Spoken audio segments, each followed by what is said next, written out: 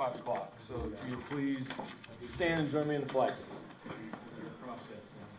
I pledge allegiance to the flag of the United States of America and to the republic for which it stands, one nation under God, indivisible, with liberty and justice for all.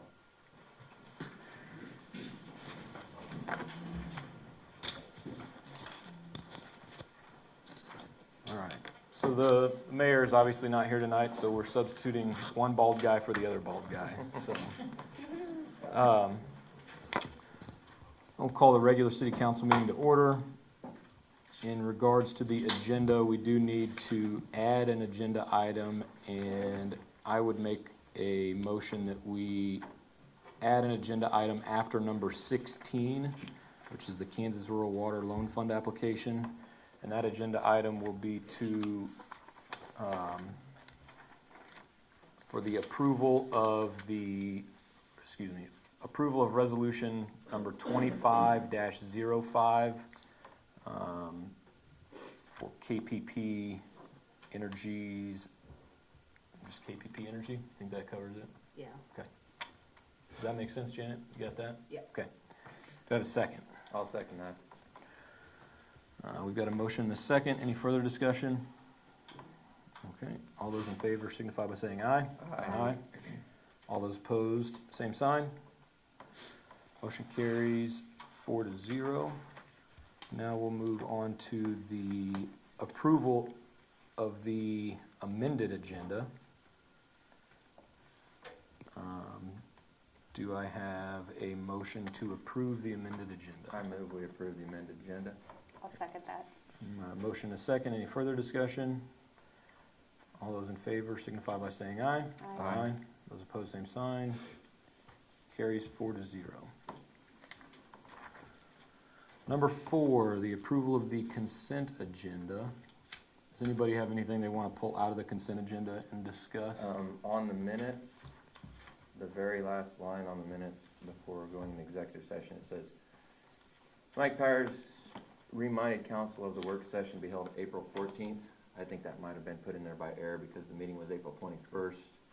I'm assuming that might have just not gotten taken off from the previous minutes.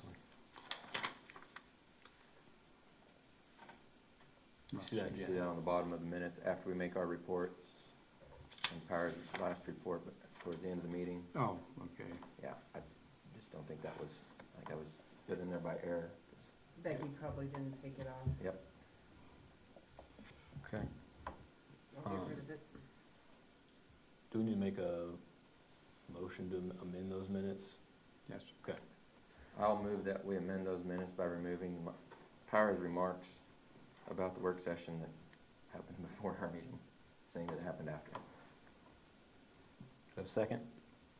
I'll second. We got a motion and a second. Any further discussion? All those in favor signify by saying aye. Aye. Opposed, same sign. Carries 4-0. Anything else that we want to pull out or discuss from the consent agenda? I had 2 questions on the claims list. On page 2, on the impound fees to the Animal Health Center, do the people that's dog got impounded end up paying us back for that when they get it, or how does that work? Yeah, Okay, they can't get their dog released until they come in and pay all the but they city just fees bill us and then we have to pay them and then we, okay, gotcha. And then on page 3, under the Kansas Tourism Extranet, what is all, I mean, I see it's all the businesses like broken out, and what exactly is that? That's the 2026 state travel guide listings. Oh, gotcha, okay, okay. That's all I had. Okay. Amy, you got anything? Yeah. Okay. With that, I will make a motion that we approve the consent agenda. I'll second that. Any further discussion? All those in favor? Aye. Opposed? Carries 4-0. At this time, we will open it up for public comment on matters that we'll be taking action on tonight, which I expect to be number 6, the Marion Library appointment. potentially number 10 and 11, sorry. Yeah, number 10, the Kansas Department of Commerce low to moderate income survey. 11 and 12, which is the Police Department records retention and firearms policy. 13, Kansas State Fire Marshal response agreement. And potentially number 15, the Chingawassa Days buttons. And also with that amendment, we'll likely be taking action on the KPP resolution. If anybody wants to talk about any of those, the floor is yours. Okay, not seeing anybody, we will move on to number 6, Marion Library Board appointment. Mayor and council, this is a request from the library director to make this appointment. Sydney Fahey, okay. Yep. About like McInerney. But to the board. Okay. I would entertain a motion for approval. I move we approve Sydney Fahey for the Marion Library Board. I'll second that. Get a motion and a second. Any further discussion? Is this a 4-year term, Mark, do you know, or Janet? I think 4-year so. term? Okay. Any other discussion? Is she replacing somebody, or are they just adding her on? Pardon? I believe she'd be replacing someone, but I I don't think know. she's replacing someone. Oh, I was just curious. Okay, no further discussion. All those in favor signify by saying aye. Aye. Opposed? Motion carries 4-0. Number 7, Mr. Case. Okay, I always like to bring you guys good news. This is sort of like Christmas in May. I'll just read this statement, and it should be self-explanatory. Case and Son Insurance and the EMC Insurance Company are pleased to present the City of Marion with your proportionate share of the total group dividend for the 24-25 policy period under the KMU Safety Group Program. This is the 18th consecutive year we have presented a dividend check to the city for a total of $223,017. We are pleased to present this year's check in the amount of $10,182.18. Congratulations and thank you for your continued business. Any questions? All right. Not Not if you're money, giving instead us of money. taking it, so figured it would go over okay. Pretty Yep. simple. I'll just hand that to you. Thank you. Thank you. Yeah, Thank you, thank Casey. All right. Number 8, Mr. Lloyd.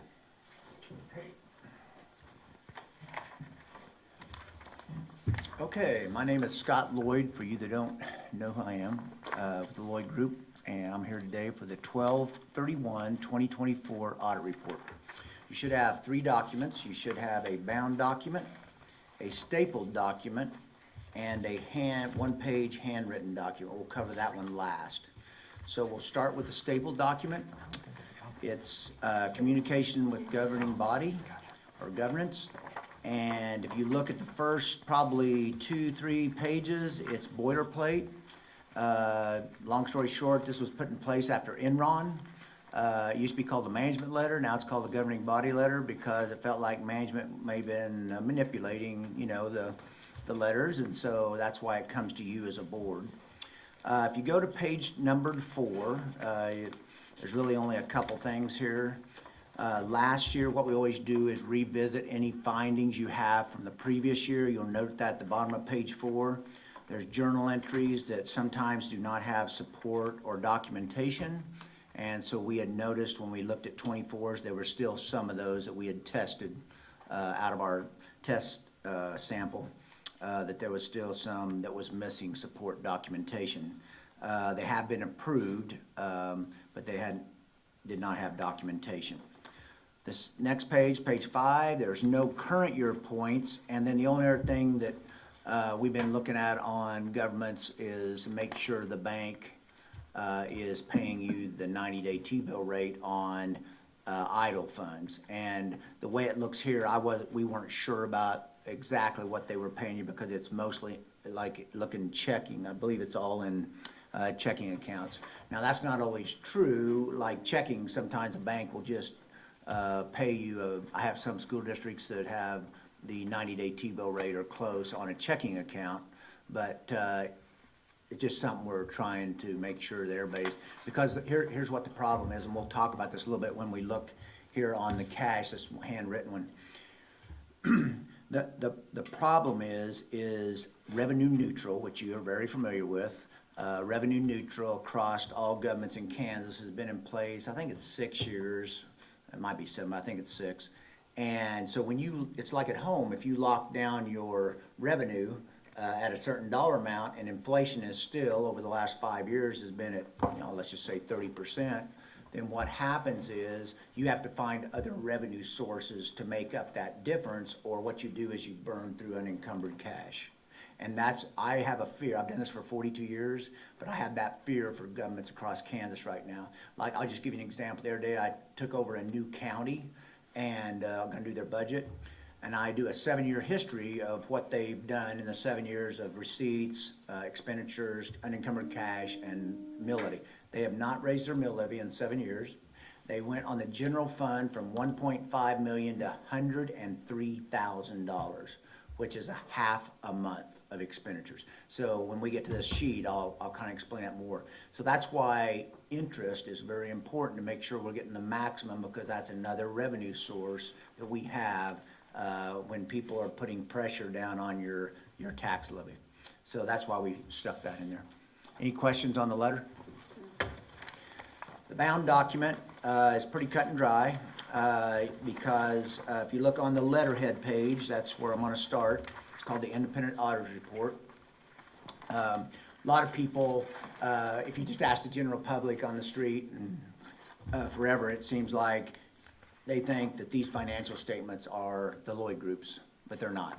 They're the city of Marion's, okay? So the only thing that's really the Lloyd Group's is the first 3 pages of the letterhead and 2 more pages. We give you an opinion on what's called the regulatory basis of accounting, which is KMAG. It's not under GAAP, so that's why you see the adverse opinion on GAAP. But about 95% of the governments in Kansas use KMAG, which is the way you're reporting. Okay, they waive GAAP. The thing that I always draw attention to the board and management is on the second page there at the top. It says responsibilities of management. So if you look at the last sentence there, it says management is also responsible for the design, implementation, and maintenance of internal control relevant to the preparation and fair presentation of financial statement that is free from material misstatement, whether due to fraud or error. So we have to make a professional judgment since about 2007 that the staff have the skill, knowledge, and experience to be able to pull out a material misstatement. And that's, material misstatement is a pretty good sized dollar amount, okay? So it's not like we're worried about that, but that's the judgment that we have to make.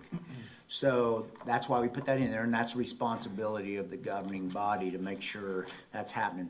That's why I do the KMAG courses in the fall, Kansas Municipal Audit and Accounting Guide, where we do 8 hours of how to understand your financial statement, because there's nobody else in the state of Kansas training city clerks, county clerks, and school board clerks. It's really crazy. I'm the only one. I'm 64. So at some point, well, my wife thinks I'll work till I'm 85. But anyway, I love what I do, but that is a concern, and that's how people get to know. You got to train them, or they don't know how it works. If you go to page 4, this is also the document that we'll look at here in just a little bit, but this is called Statement 1. Statement 1, there's only one statement in this KMAG financial statement. And so what this does is it's the top part up above the banking there is the summary of your financial position for each fund on the computer side or on the book side. The bottom is the bank. And so on the very right-hand column, you would make sure that your computer, the 1,712,688, ties to the 1,012,688 in the bank. If you go 3 columns to the left, it says unencumbered cash balance. In the state of Kansas, you cannot have a fund go in the red unless you're waiting on reimbursement of a federal or state program. So there's no balances in the red. If there was, it would be called a cash basis violation. That's why unencumbered cash is very important. You can't go in the red. And it's like you're not a business. Like if I needed some extra money, I would go get a line of credit, you know, and that would help me through maybe a slower period of time. In a government, you don't have that. You can only have GO bonds, revenue bonds, lease purchase, and no fund warrants, which you do not want. So that's why we talk about cash quite a bit. But this gives you a good picture of where you were at the beginning of the year. And if you look at that, the beginning of the year, you had unencumbered cash in the first column at 2.2 million. And if you look at the third column from the right, you're down to 1.6 million. So I'll talk about that a little bit on this other sheet. Pages 5 and they're the notes to the financial statement. I'm not going to spend a lot of time here, but it does give you the debt on page 8. Kind of shows you what debt you have outstanding. Page 10 has the capital projects, and it pretty well just gives you the background of how these financial statements are put together. Again, you know, if you can't sleep at night, that's something you might want to put on your bed. You're stand next to you and read. Page 11 is the other side. The biggest financial statute is budgetary authority and expenditures. So if you looked in the right-hand column there on Schedule 1, page 11, if there were any of those that were non-bracketed, that means you would have exceeded the budget. And in your case, there was none that exceeded the budget, so you were in good shape there. When we come back and talk about budget, starting on page 12, this is what we'll kind of dig into each of these schedules and talk about them. This time, I'm not going to go into detail, but it does give you a good understanding of where you were last year, 23 and 24, and then how you were compared to the budget. One thing I always look at on the general fund, which is a very important fund, because the general fund can pay for any expenditure of your entity. If you look on page 16, you have a third line from the bottom. You have receipts over and under. And I always look at this usually on general and on utilities, because those are two of your main funds that you need to make sure are healthy. So that number there, that means you took in 23, you took in 184,000 more than you spent, and then 24 was 57,000. Some of that could be money coming from other funds, but in this case it's not. But anyway, that just kind of gives you a picture. It's like at home, you know, how much are you taking in more than you're spending. The rest of these I'm going to jump over. I want to show you one more. If you look over on page 24, I thought this was kind of interesting. I was looking at this afternoon, again, just kind of preparing for today. But it's back to that revenue source. So if you look at the total receipts on 23 and 24 on page 24 up there at the top, you have total receipts in the utilities in 23 of $3,664,000. In 24, you actually have less by just a few dollars. So I had this idea, Pratt couldn't find a finance director for 2 years, so the last 2 years I helped there. They had let that go so long that they were 12 years without raising their utilities on the electric, and they almost bankrupt their electric fund. And because you look at 20 up to 24, there's a lot of, you know, inflation and a lot of cost built into each of those. And they weren't even putting back enough money because they have they have a generation plant there they sell on online. They still have a steam generator, $28 million to replace that. And then you look at the utility on the water side. I didn't know this till I was talking there, that they have a nitrate problem. So their blend plant is about a $60 million expenditure. And they were in the bottom 25% of all rates in Kansas in the water fund.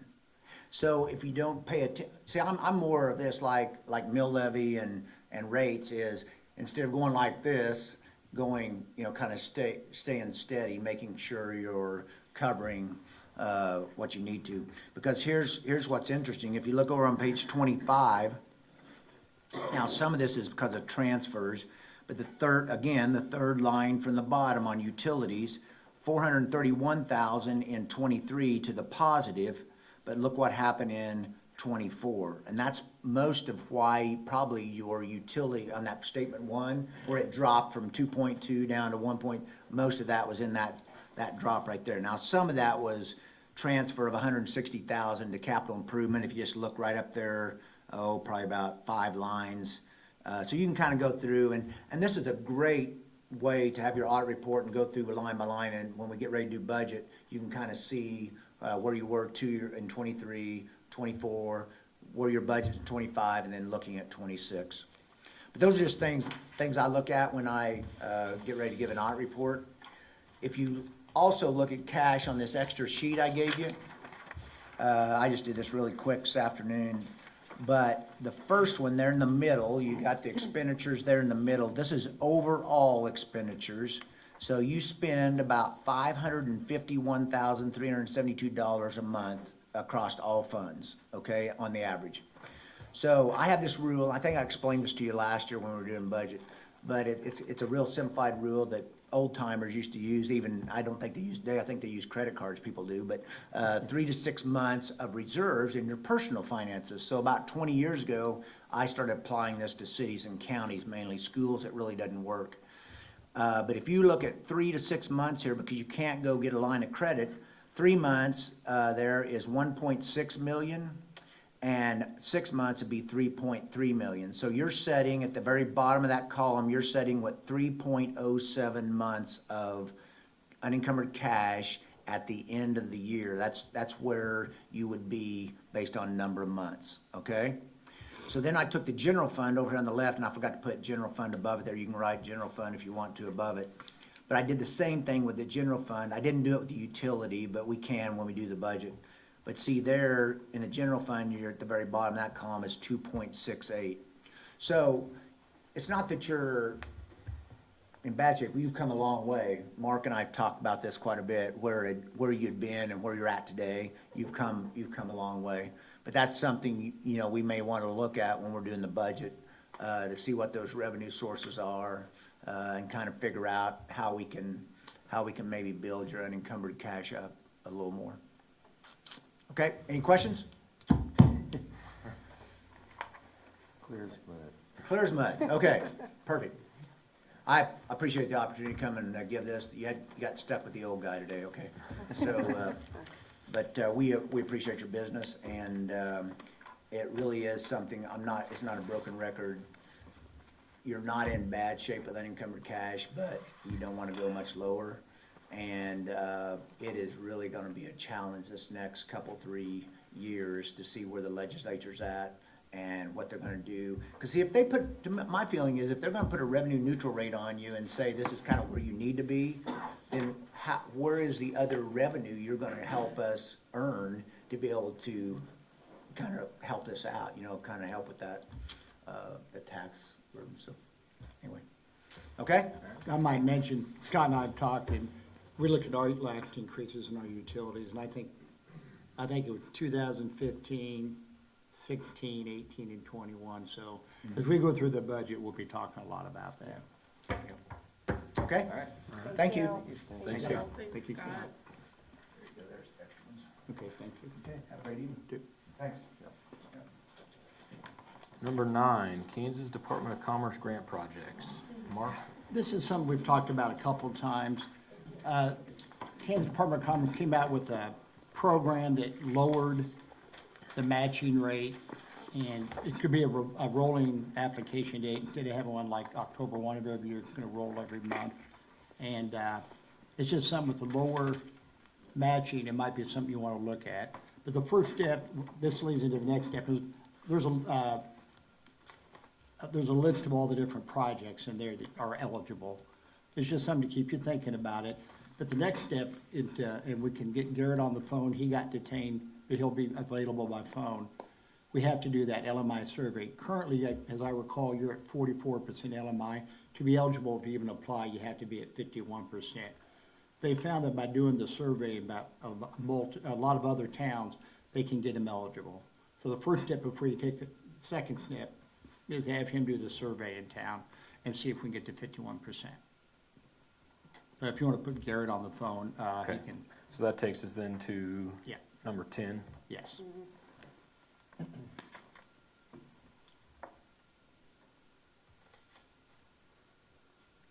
He has a young baby, so his life has changed.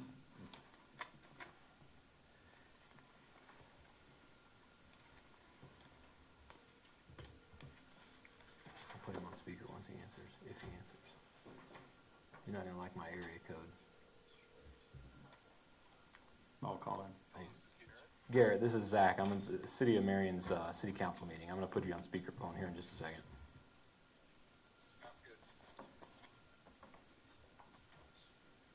Okay, you there? I am. Okay.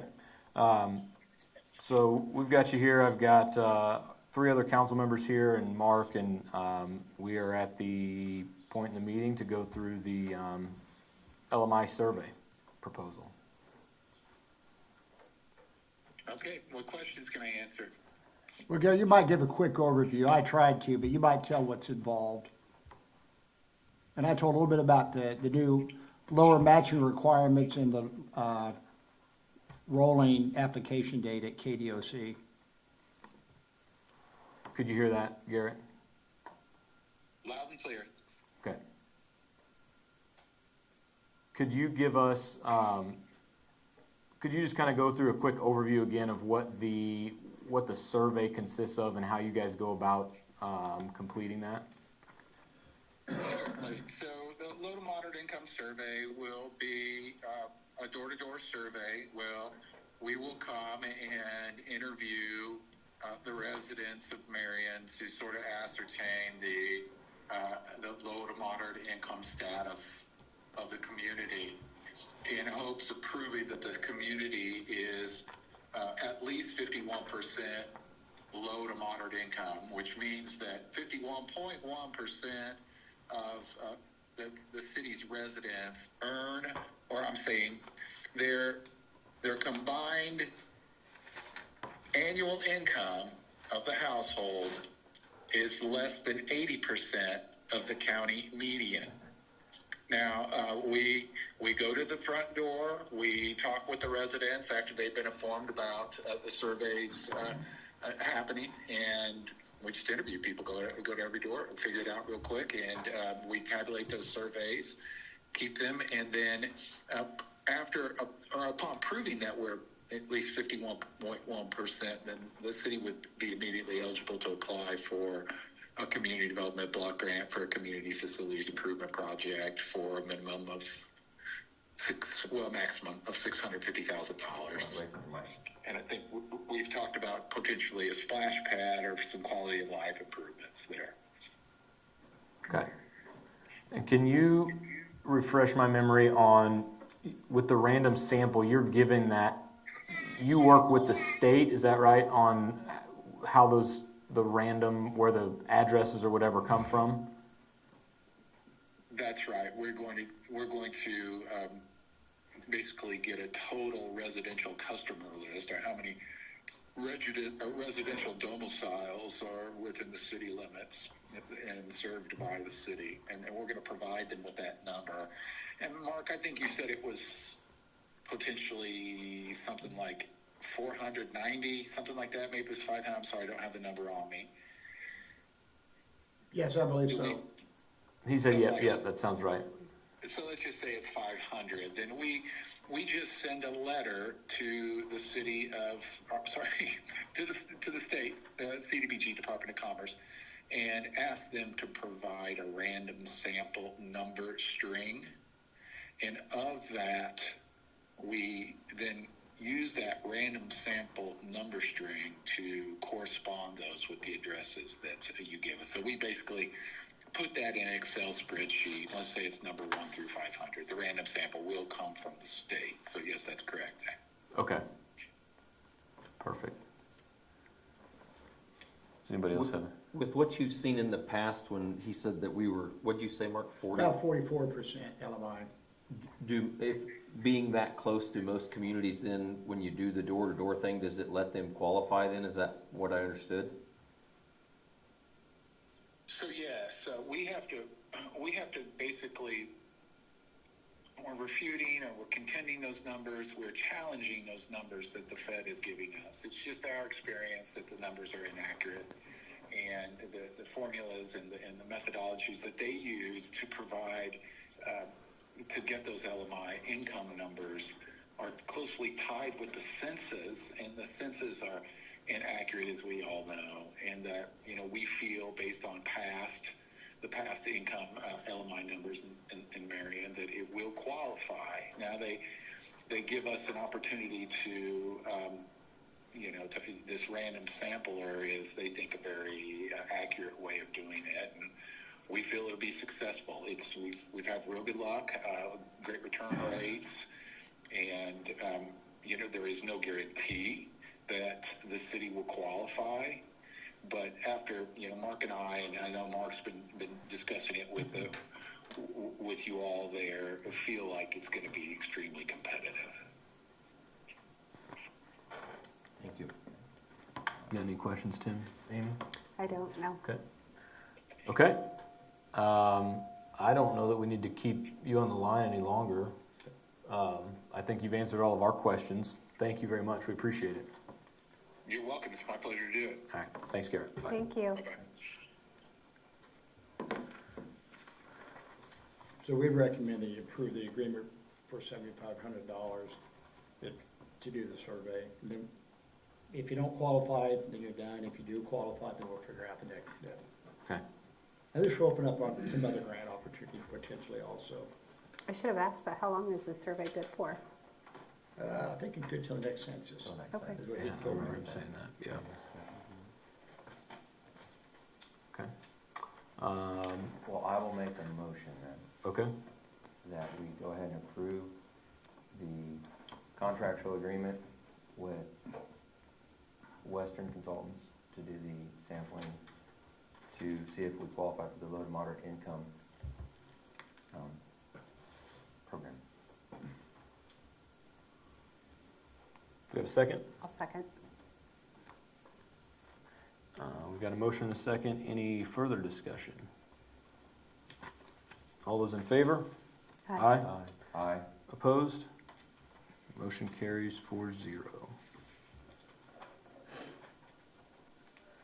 Number 11, Police Department Public Records Retention Policy. Mark and Zach. I'll turn it over to Zach. So the records retention policy is just something we don't have. The state gives out guidance for counties on when they should keep records. They don't give out anything for the cities. And so we're at a point now where we've got like 35 or 40 years worth of records up in the loft above the police department that we don't really need. They don't serve a lot of purpose.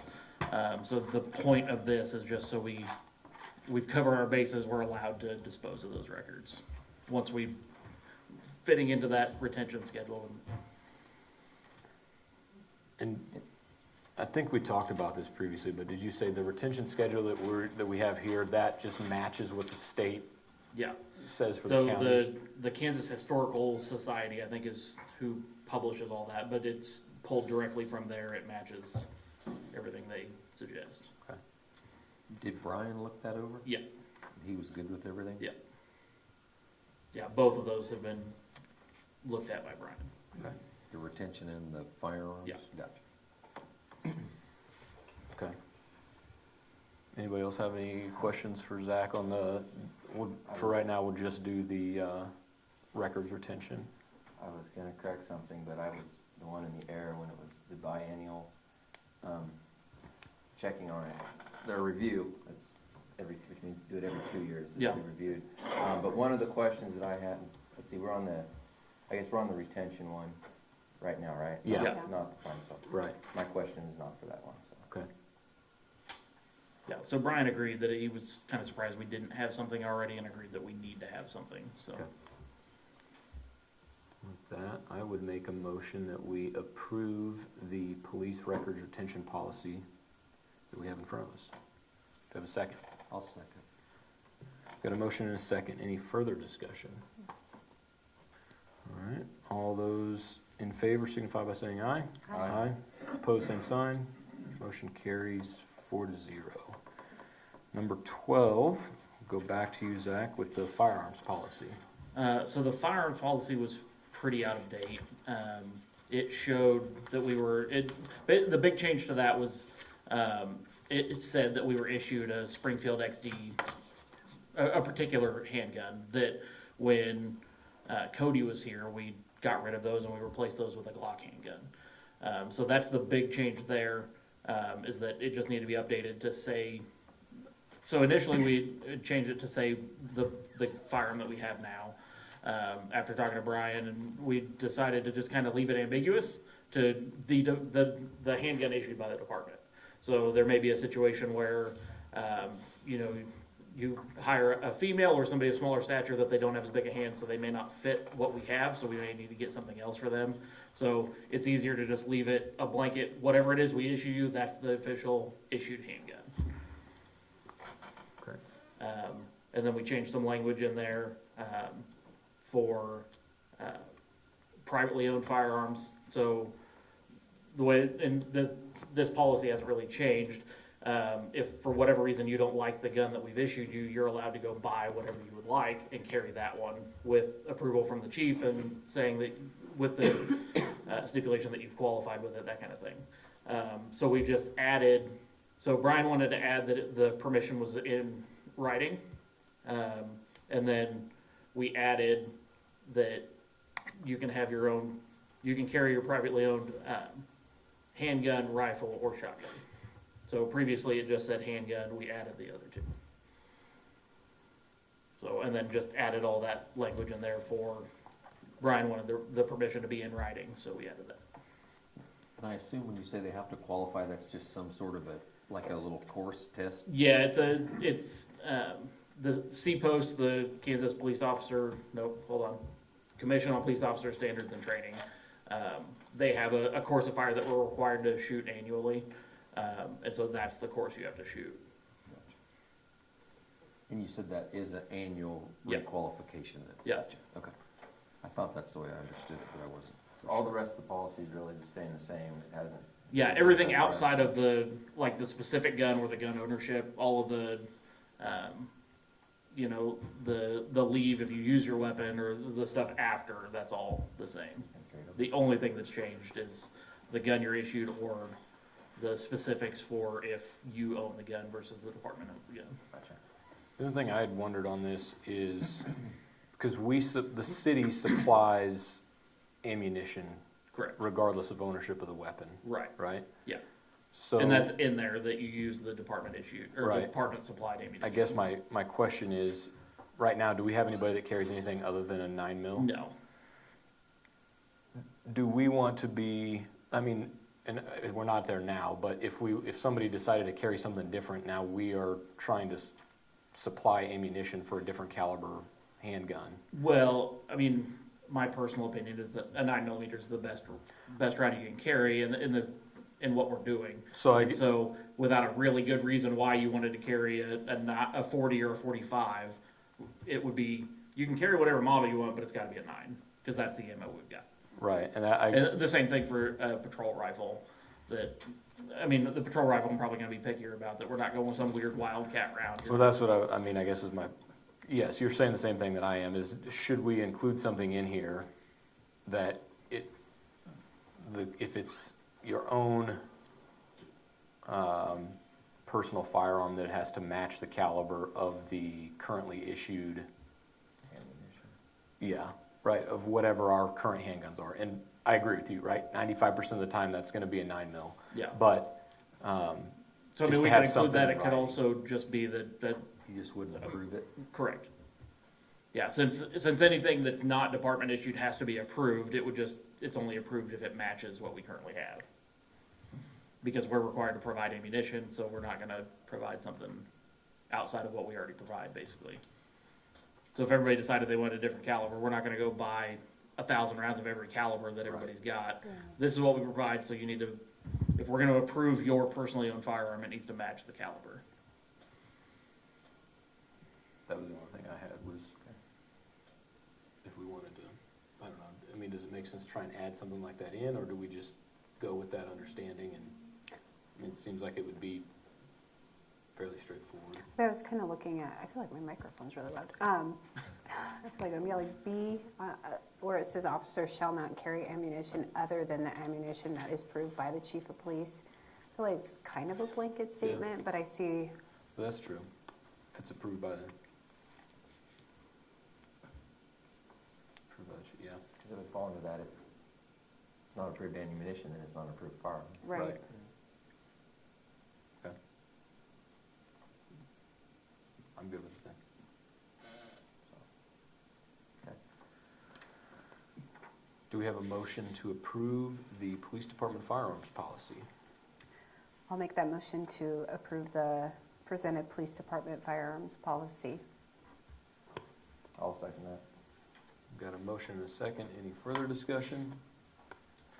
All those in favor signify by saying aye. Aye. Opposed, same sign. Motion carries 4-0. Thank you. Thank you, Zach. Thanks, Zach. Mark, number 14, Code of Ethics. This is an item we talked about at our last meeting. It's the fire chief, Kilo, is here, so I'll let him answer some questions. This too. is Code of Ethics. Oh, I'm sorry. I'm sorry.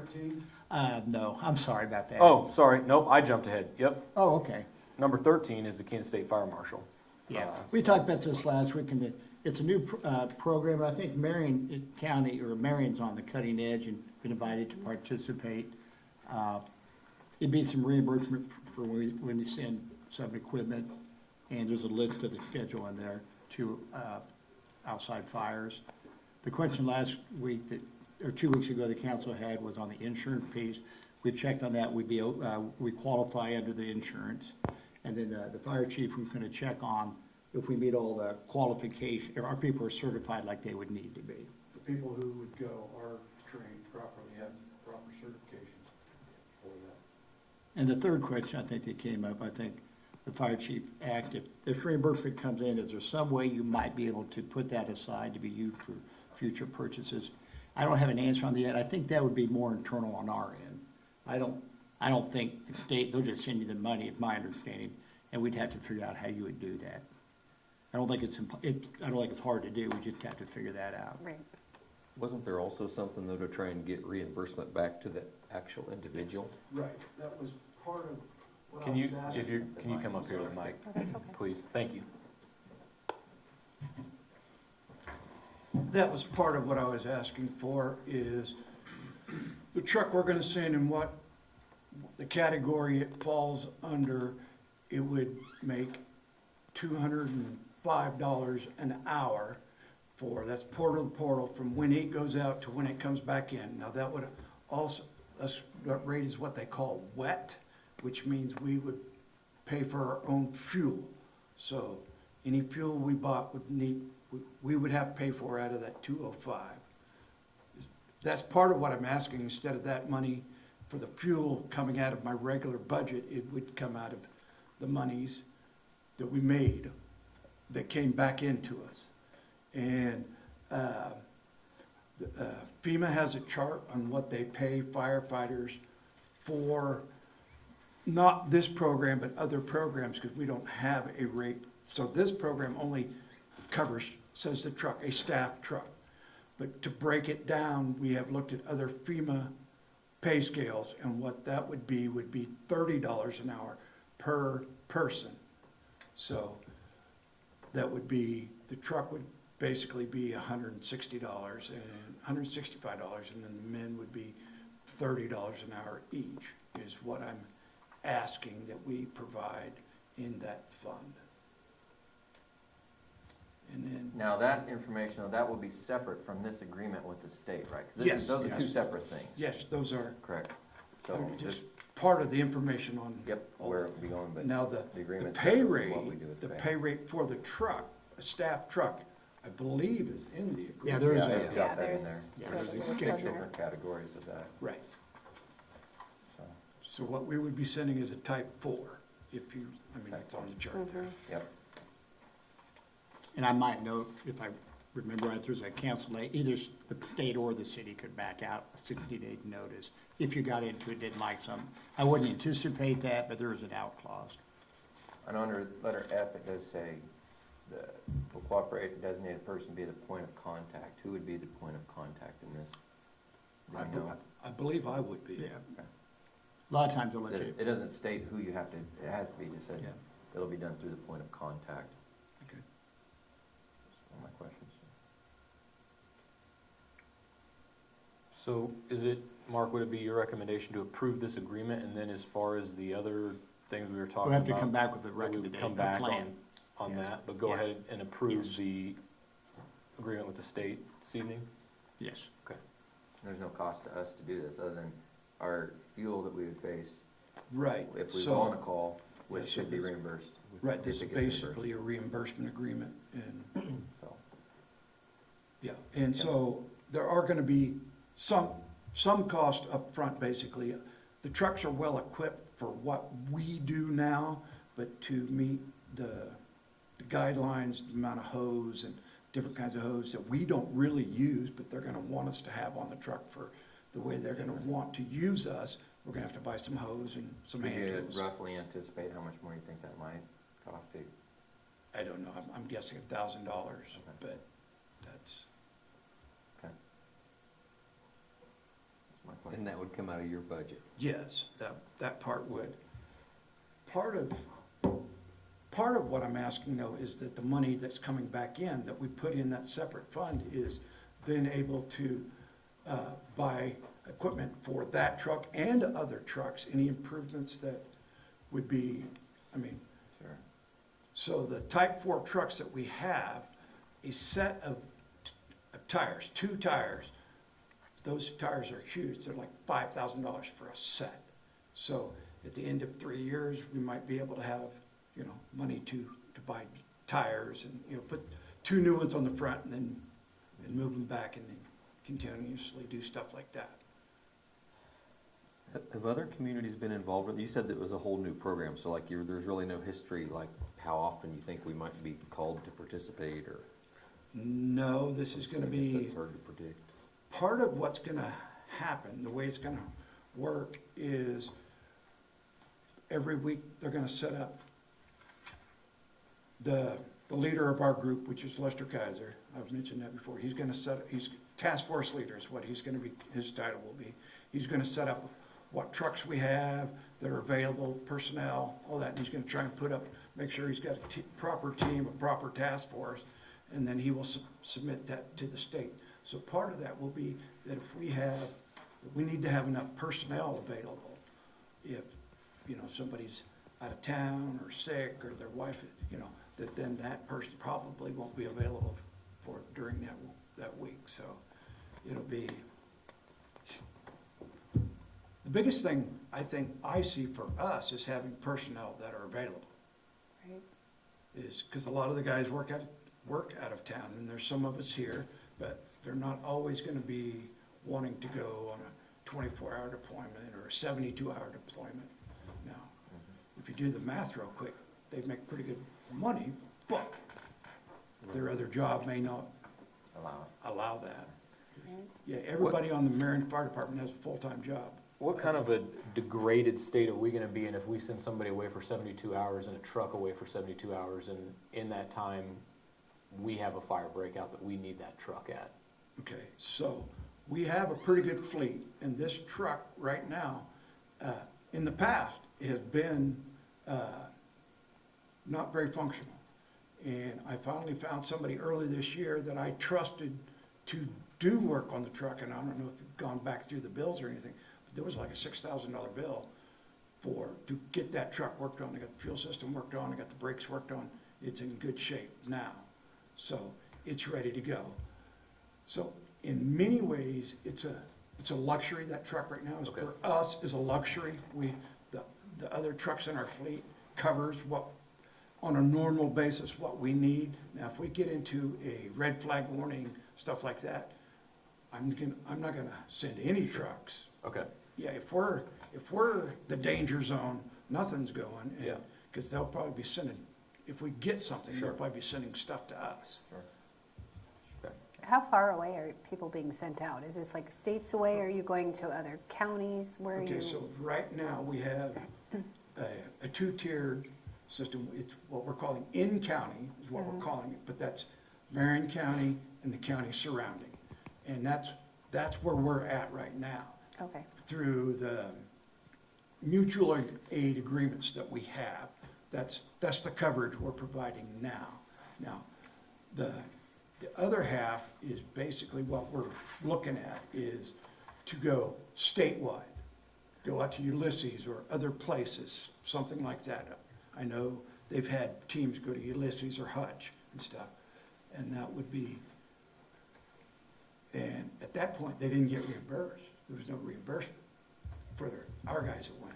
Sure. So what we're trying to do is get the truck reimbursed and the people reimbursed, and that's basically what this agreement does. Right. Okay. So there's a whole, I went to a paperwork class Saturday for all this, for the forms the government's gonna want, all that, so.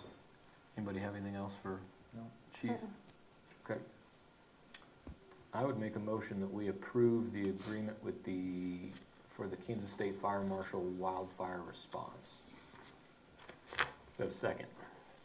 I'll second that. Got a motion and a second. Any further discussion? There's still no stipulation on, like, where the money goes when it comes back in, if we're reimbursed. That's not in any of this, correct? No. We have to figure that out. That's- Come back to us with. Okay. Yep. Any other discussion? No. All those in favor signify by saying aye. Aye. Opposed, same sign. Motion carries 4-0. Thank you, Chief. Thank Mayor? you. Okay, now number 14, Code of Ethics. Yeah, there'd be a code of procedure. The council talked at a work session, I think, 6 months to a year ago, about adopting this. I think Councilman Boxer came in today. When did you find out? We have adopted this once. So what it is in 2017, we adopted this code of procedures for Kansas cities through the Kansas League of Municipalities. It was their second edition, 2016 edition of it. So that's been adopted, that's what's enforced, that's what we're following. And there's just an updated, what I had pulled up and talked about before was their 2017 revised version, which just clarifies some wording on some stuff. So it's not like it's gonna change a lot, it just clarifies a few things a little more. So I was just thinking we could look at that and also just have it's tough to sometimes go back and find previous editions, other than what the city has it, we have to have it posted. But when someone's trying to say, well, what was that full ordinance? And it doesn't really exist anymore because they have an updated one. But that is under Section 8 of our city codes, is that ordinance of what we're following for our guidelines now. So So I believe we need to adopt it by ordinance, and we'd have that at your next meeting. yeah, and give everyone time to look it over and see if notice any of those small changes will affect any differences from what the 2006 version was. So, yeah, I was just bringing it up for discussion, not so much really for any action. Okay. That was my thought. So, Move on to number 15, Margot, Chingawasa Day buttons. Yeah, it's just for your consideration. You don't have to make a decision tonight, but if you decide at your next meeting, we'll still get in on the reduced rate for the buttons. They're currently 30, they will go up to 40. You've done this in the past for full-time employees. We have 26 full-time employees. What's, Well, I mean, like Margot said, right, we kind of have two options. We can either go ahead and approve it, it's something we've done year after year, or we can bring it up for information tonight and approve it at the next one and still catch the same rate, it sounds like. yeah. I would think it won't hurt anything to wait till the next meeting and give anyone an option to voice their opinions they can. So, that's my thought. All right, I'd be on board with that, yeah. Yeah, that's fine. Okay.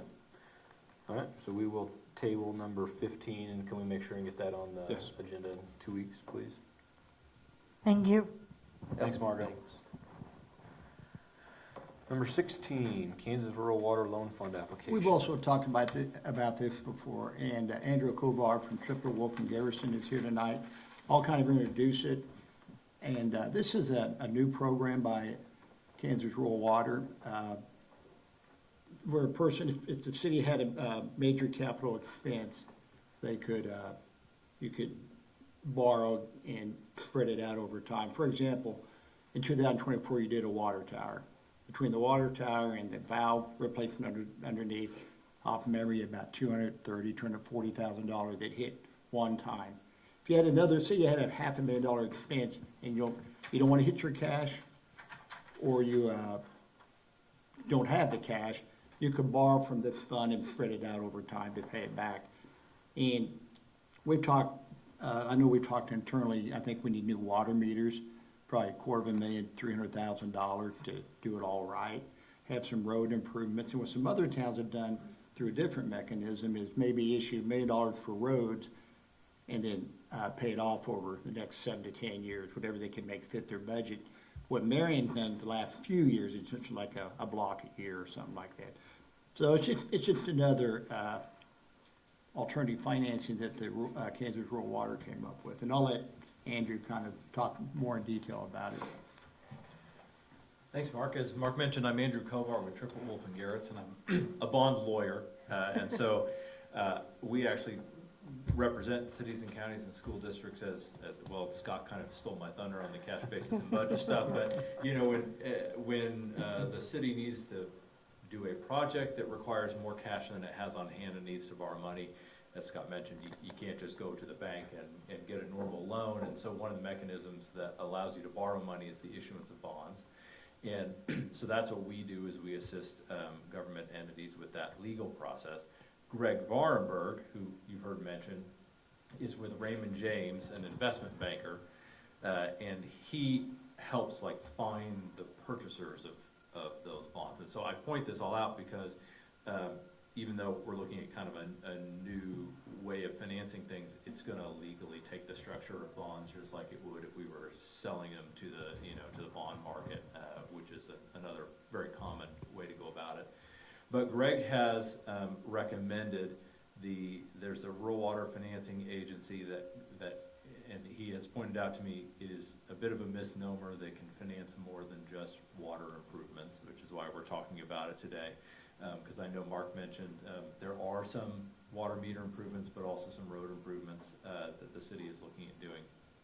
And so Greg believes that this program would be a good alternative to issuing bonds to the general bond market, because this agency would have a higher credit rating than the city would on its own, and for an issue of this size, he believes that it would produce some good borrowing terms, primarily, lower interest rate, and maybe a longer period of time for repayment, depending on what the city wants to do in that regard. And so what this process would look like is the Rural Water Financing Agency actually goes out and issues its own bonds on the market to finance a whole pool of projects from around many places, and then the city of Marion could make an application to them to issue its own bonds to them as sort of a loan mechanism, and then borrow a piece of that pool for its own project. And so through the financial strength of the agency and the fact that it's borrowing a much larger amount, that savings gets passed along to the city in the form of the rates. There are, of course, nuances between that program and if you just went out and sold them on your own, which you could absolutely do. But I think that's what Greg is recommending. We'd be here to help you through any process that you decide to do. As far as that goes, there would be authorizations. I think Mark talked about maybe the next meeting.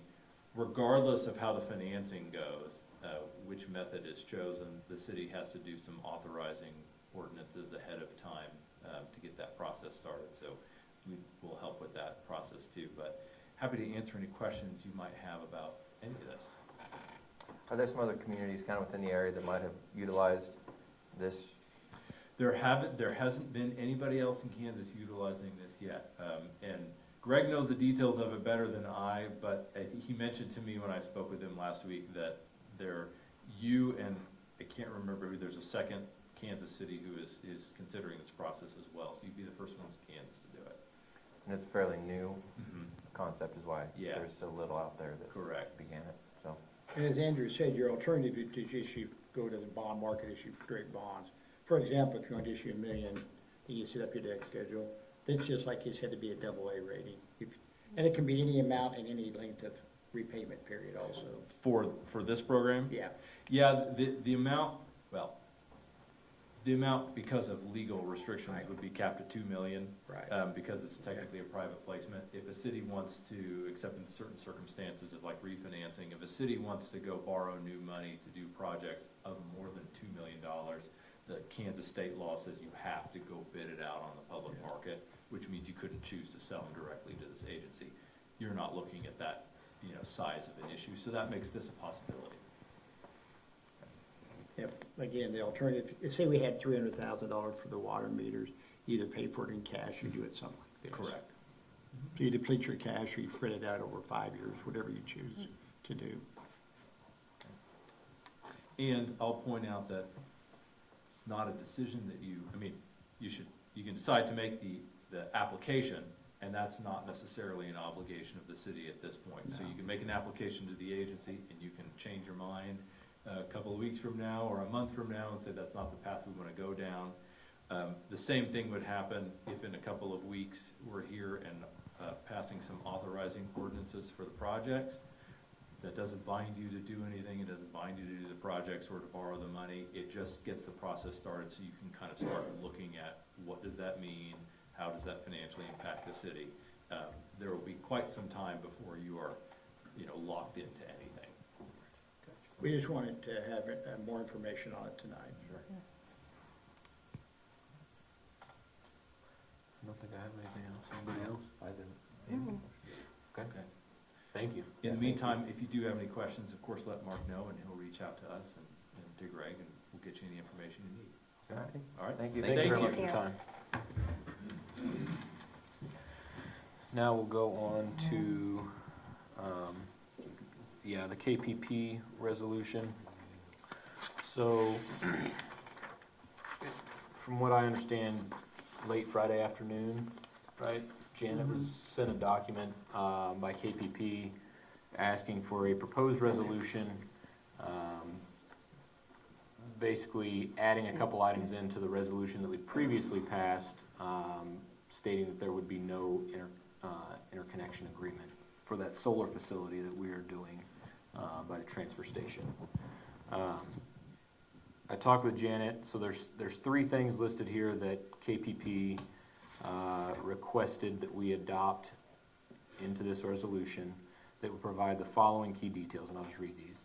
Latitude and longitude coordinates of the proposed solar facility, nameplate capacity of the proposed solar facility, and confirmation that no interconnection agreement is required and that the facility is financially authorized. They also said in this thing that they have to have it back in their hands by May 8th, which means that we are locked into trying to get it approved tonight. The fact that it's those 3 things and that's it, I'm okay with going ahead and approving this. So I would make a motion that we approve that resolution, 25-05. Do I have a second? I'll second that.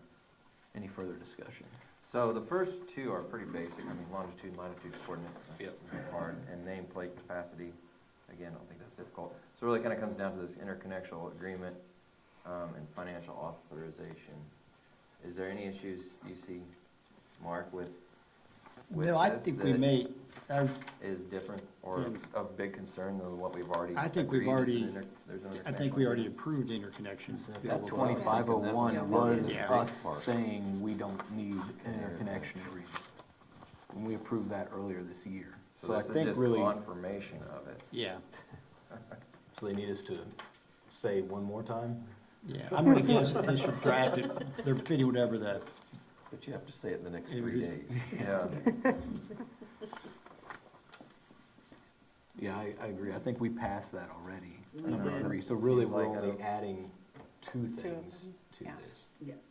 It's just the paperwork showing that we've confirmed that we've done it. Yeah, Janet talked to you, yeah. So, that was my question. Discussion. Kevin, you got any questions or anything? No, nothing else. Amy? Nope. Okay. We do have a motion and a second on the floor. All those in favor signify by saying aye. Aye. Opposed, same sign. Motion carries 4-0. I don't remember. Report. I guess we'll go to department council reports. Start in the back with Margot. I still have the mic, so. They had a successful event downtown on Saturday, so Spring Fest. So that's the main thing that was going on this weekend, so. Unless you have questions or.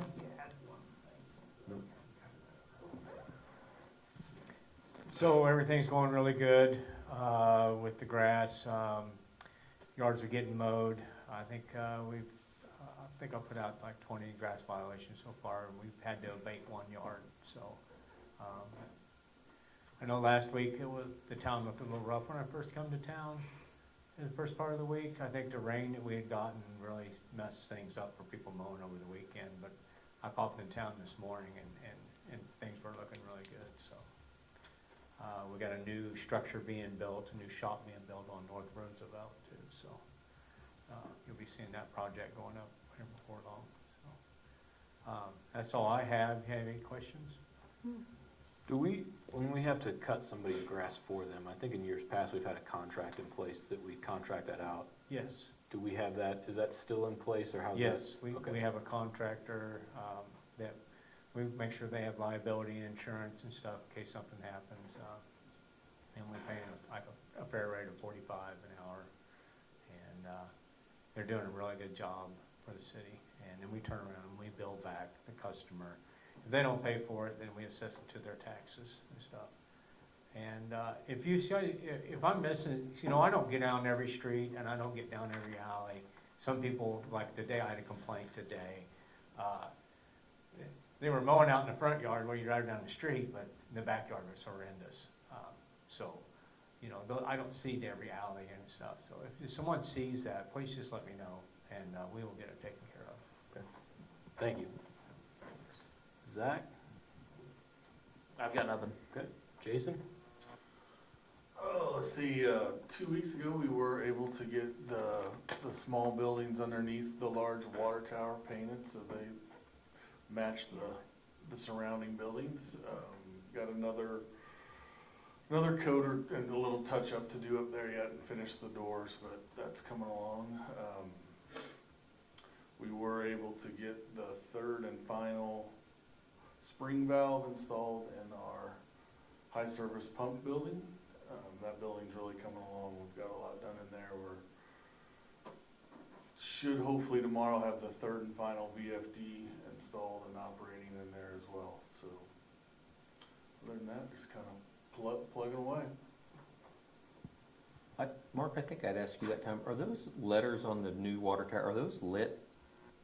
I don't think they're at the time. We've talked about trying to get those lit. Okay, We're because working I on thought that. in the past, I thought they were. While we were up there painting, Stephen did stop by, Stephen Hart, and we discussed kind of looking at some things over there. And there actually is a pole that has a large light on it. He was gonna look into seeing what that would take to possibly get operating. That would look neat. I think that would look neat It'd if look a good. guy could. I think, Jason, if I remember right, I think we added that third end. I don't know if we have a light over there, because it wasn't there before. I know Figure Stephen was that gonna out. kind of check some things out up there and see what we could do. Gotcha. Thank you. Mark? I did two things. I want to thank our crews. The city of Haven reached out under a mutual aid type deal, and they went over and helped them when somebody put up a pole for them, and Haven sent their thanks and gratitude. Then also Ben Moore called, if you remember, he and Christy Davis are doing the historical district. He wanted to know if June 2nd, you have a regular city commission, or city council meeting, maybe later that night like we did the time before. We leave the meeting and start at either 6:30 or 7 or something like that. Would that fit your calendars? That'd be another public meeting that Yes. he wants to do. I think they talked to Historical Society. They should have some feedback, I can speculate. That way we tie you up for one night instead of two. The same, oh, yeah, that should be fine. Yeah. Could probably make that work. Would 6:30 be cutting it too close? Pardon? Would 6:30 be cutting it too close to the We can meeting? say 7. I think that's what we did last time. Okay, I'll let him know, and we'll do some advertising, and he will too. okay. Nothing else? That's all I have. Okay. Janet? No. Go to you, Amy. I don't have anything. I don't think I have anything either. I'm good. I noticed the electric crews, they're not here representing tonight, but they've been putting up a lot of poles on Main Street. They have. I'm assuming that's a project they were waiting on and trying to get completed. I've just noticed they've been putting up a lot here lately. And I'll knock on wood. seems like a been improvement anyway, so. Yeah, I'll knock on wood. To the best of my knowledge, I'm just in and out. You haven't had a power outage the first couple of years, or at least the time I've been here. I can assure you some other parts of Kansas with all the wind and storms.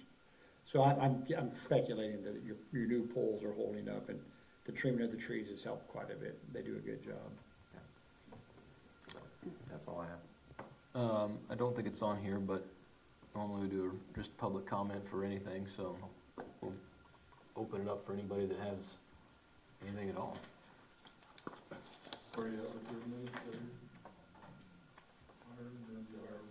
Still working through that. All right, I would make a motion to adjourn the city council meeting. Have a second? I'll second that. Motion and a second. Any further discussion? All those in favor? Aye. Motion carries 4-0. We are adjourned.